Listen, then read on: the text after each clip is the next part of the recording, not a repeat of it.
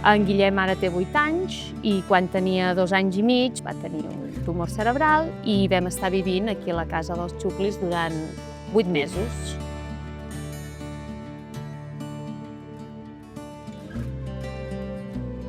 Som l'Àngel i la Montse, som els pares d'en Guillem.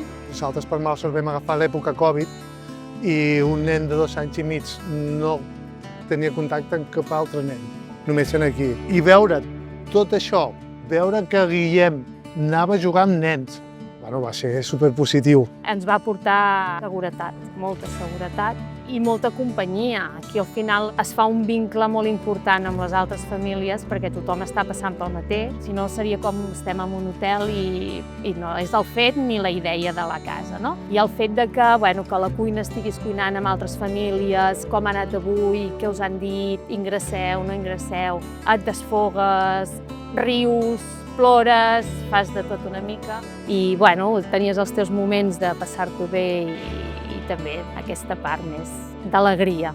Al final acaba sent gent molt important a la teva vida. I veus que els que ja acaben el tractament marxen, o sigui... Et dona l'esperança de que hi ha un final a tot plegat.